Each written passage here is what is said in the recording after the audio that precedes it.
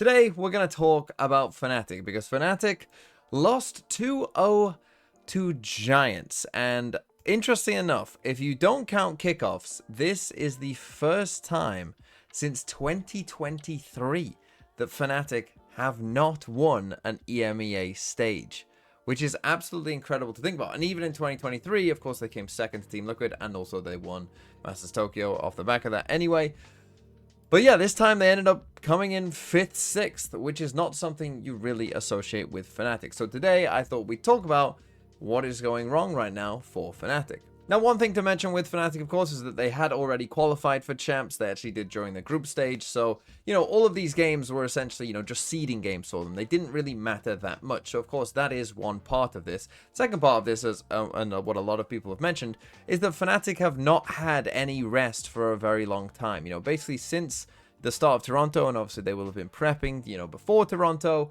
And then of course they went to the grand final in Toronto. Then they went pretty much straight to EWC off the back of that and made the grand final. And then they pretty much straight away, in 5 days later, they were playing in stage 2, and then, playing week to week to week, and all the way up into the playoffs. Now, they do have like a 3-ish week break before champs starts, but even that isn't, super long, because of course they're going to be prepping for champs as well, right? So basically, Fnatic haven't really had any break and have talked about, being a bit burnt out as well. So you can definitely shoot them some bail for that. And so I've seen a lot of Fnatic fans saying that, it's actually good that they went out of playoffs this early, because the games didn't matter too much. It's only seeding and they need the rest. The problem for Fnatic, though, in terms of getting that rest is, as I say, they don't have, 2 months to prep for champs, where they can just take a nice long rest. And as I'm about to show you now, this is, I think, their main problem that they're going to run into right now, which is their map pool.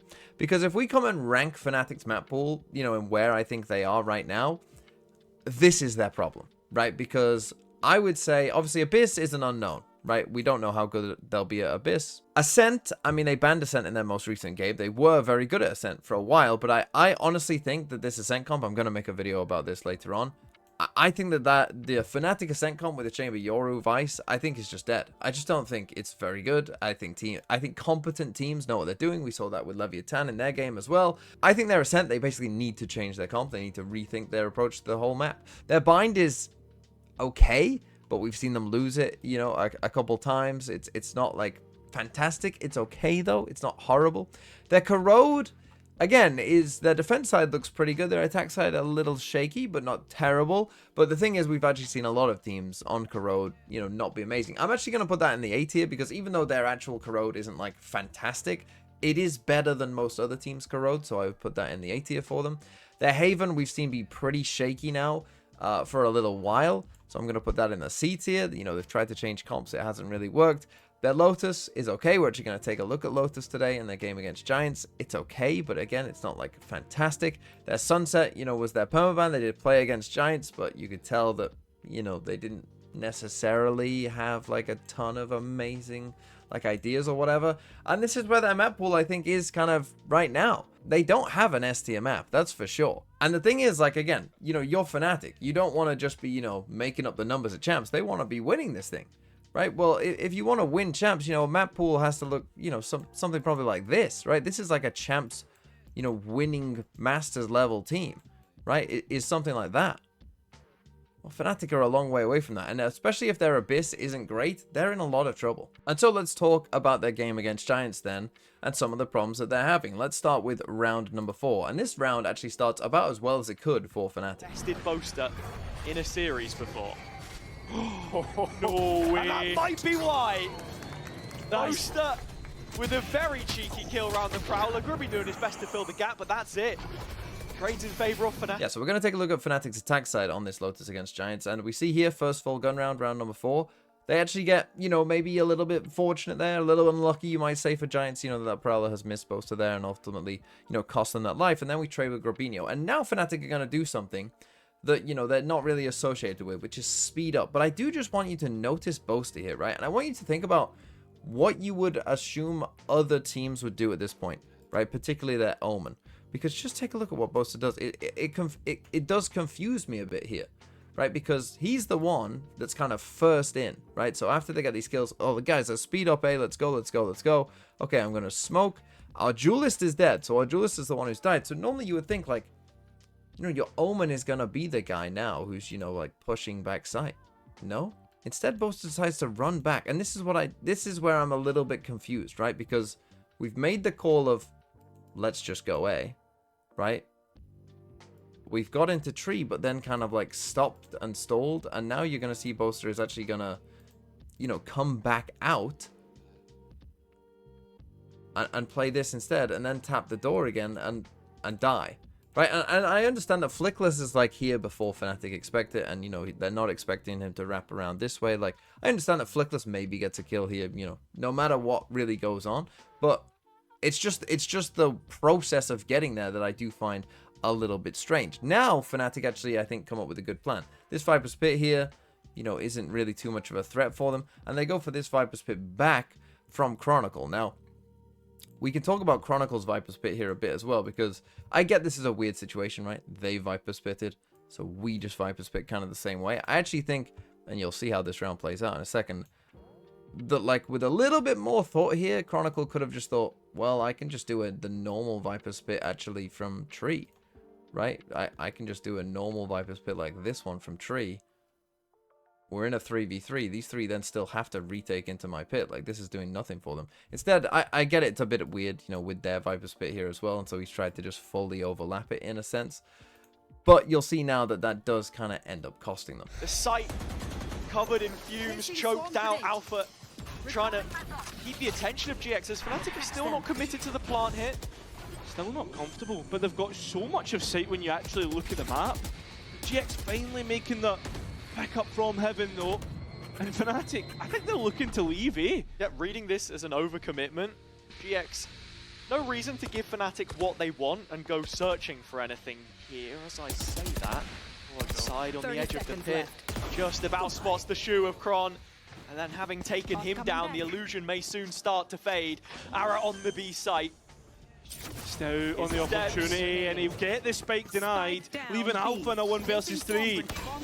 Plenty of work for Alpha to do, and just simply not enough time on his watch to do it with. Flick. Again, I do find it a little bit funny that Fnatic in a round where I said that they speed up, we end up going down to like 13 seconds before the round actually ends and they don't get the spike down. But let me just talk about some of the decisions here as well, because I also find what Crashies does is quite strange, right? Because if you look here, like after we pit, Crashies is now going to kind of, you know, go and fight these guys essentially, right? And like you think about this, right? Like imagine these guys and you know, with this pit here, there really is, you know, like imagine these guys walk forward and just kill him there, right? And now you just drop the spike here, and now you've just got this pit, and it's like, well, now we have to go and out of the pit and get the spike, and it's all a little strange, you know what I mean? Like it seems like we're a little bit frazzled here. We don't, you know, there's a chance that Crashies just dies there with the spike, and then okay, he taps the spike, and again, at this point, like the actual idea that they come up with, right, to just leave and you know, go somewhere else, like isn't terrible, right? It's a fine idea. The problem again that they have is, you know,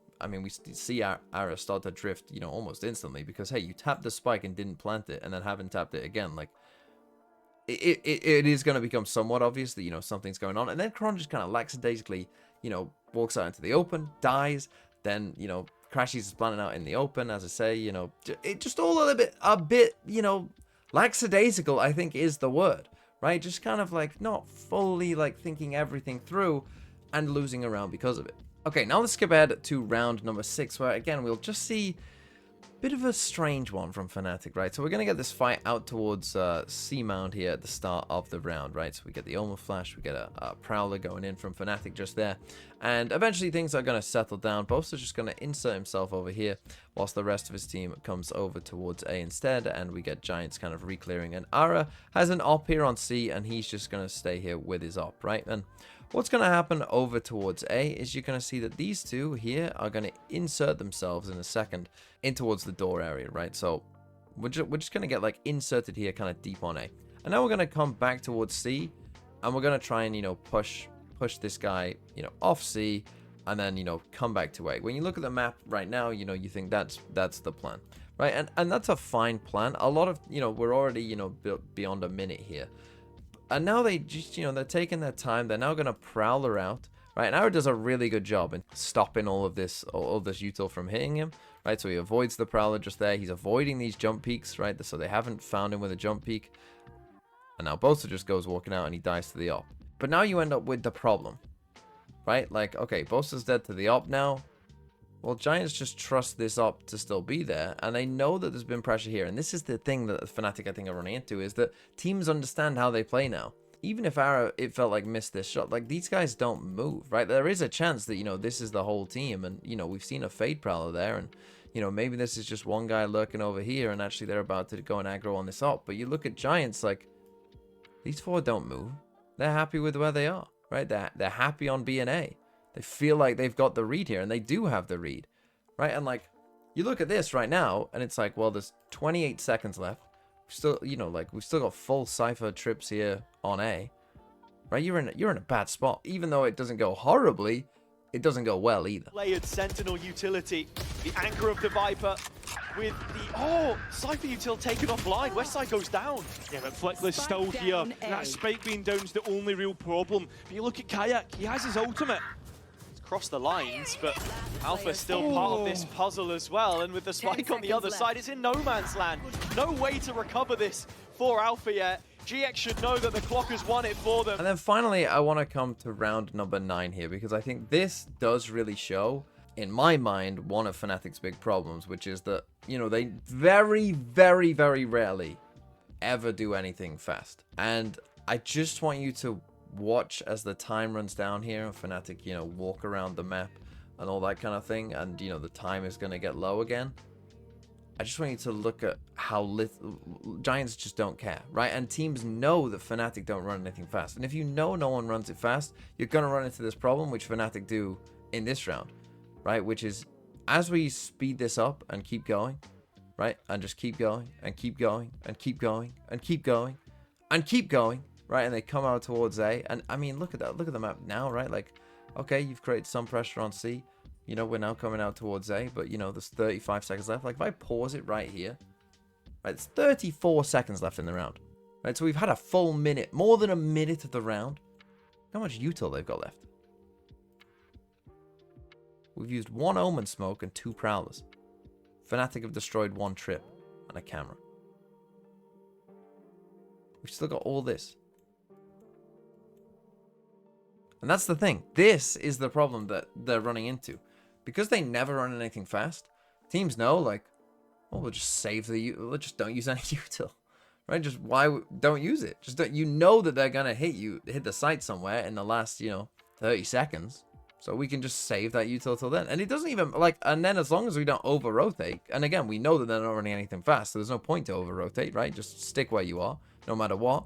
And then just trust that with the util that you will have at the end of that round, you'll win, right? And this has been a common theme now for Fnatic, and as you'll see at the end of the round, I mean, Bosa's now just going to end up, again, lackadaisically just walking out straight into an op as well. The difference this time is there is no Sentinel setup, but Ara is here. And the spam from Grubby will land the next. Yeah, that spike down on the ground. Where does Fnatic go with this one? It's not as if you can use Boaster's ultimate. He's out of the server, and look at this. Trying to continue on. Kayak now through Hobbit, go up, but Flickless is there and up to the challenge. Fnatic, it is going to be 7 for Giant X. And so this video is not meant to be a doomer video about Fnatic. Okay, they're still a good team. They're still going to champs. If they start playing well again, they could win champs. I'm fully on board for that, and I fully accept that. But I think, you know, everyone needs to accept, essentially, that, you know, Fnatic, they do have a lot of work to do. Right, their map pool needs some work. They probably need to completely reinvent or refresh some of their map pool in hopes that it does fix these things. And I also think that their playstyle, they do need to start adding in some more fast hits, right? Because they can't allow teams to just know exactly what they're going to do. Now, against some teams, maybe not from EMEA, maybe they don't get punished as harsh because those teams aren't used to playing against, you know, such a slow playstyle, right? So maybe they will have a bit more of an edge at champs versus, you know, playing the other EMEA teams. But even so, there's still a lot of work to do.